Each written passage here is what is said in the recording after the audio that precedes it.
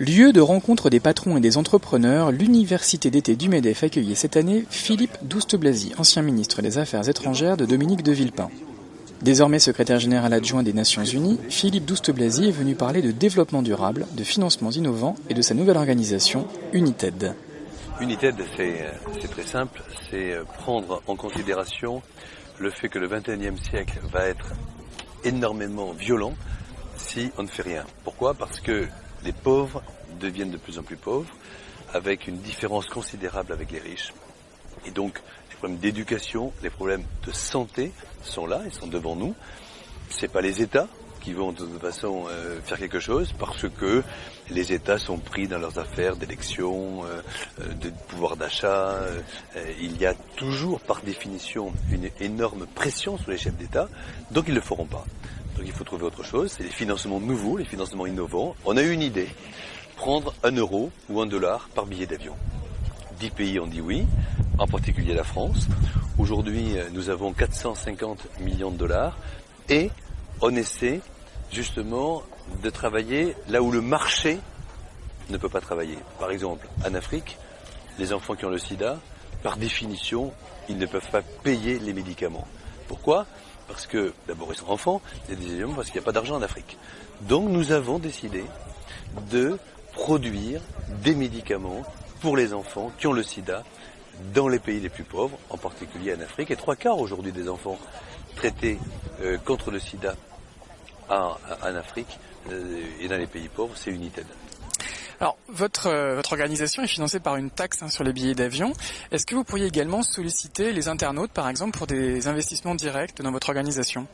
Oui, nous allons réfléchir à un système, parce que le système de la taxe obligatoire de l'impôt, on a pu le faire dans 10 pays, mais dans 186 autres pays, on a eu un refus idéologique contre l'impôt.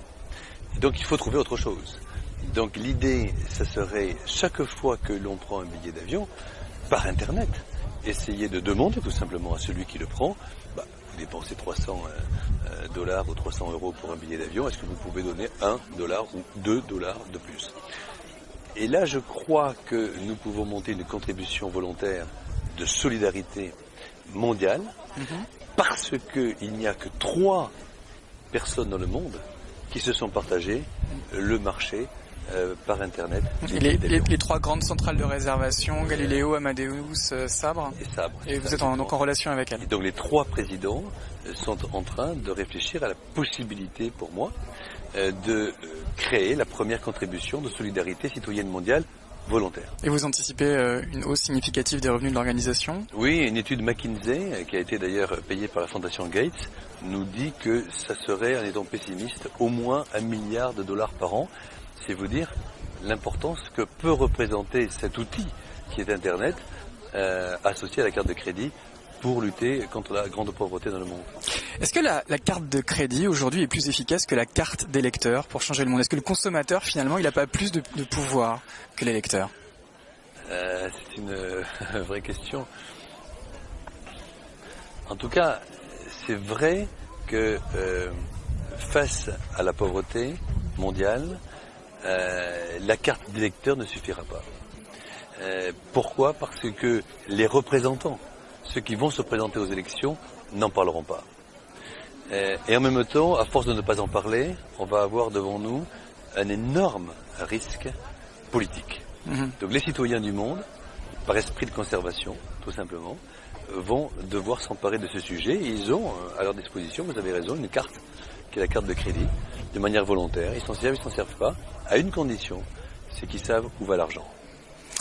Alors, nous sommes aujourd'hui à l'université d'été du MEDEF, le mouvement des entreprises de France. Vous avez il y a quelques instants fait une conférence avec des blogueurs. Qu'est-ce que vous attendez de l'Internet ? Un relais pour votre action ? Peut-être vous aider à mettre en place ce système de prélèvement sur les tickets d'avion ?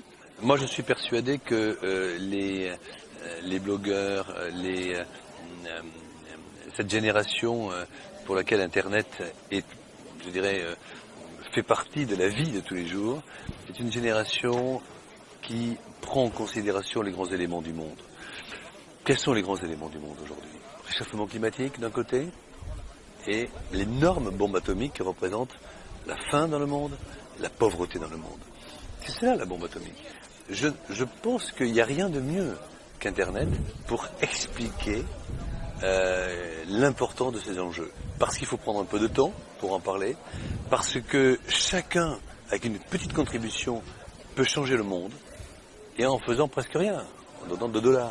Donc je crois en effet que par viralité, on l'a vu avec Obama, avec ses campagnes électorales pour Obama, regardez le nombre d'argent qu'ils ont monté, la masse d'argent qu'ils ont levé, alors que de l'autre côté, c'était des milliardaires simplement. Les micro-contributions ont fait plus que les grands milliardaires. Ce qu'on appelle la longue traîne sur Internet.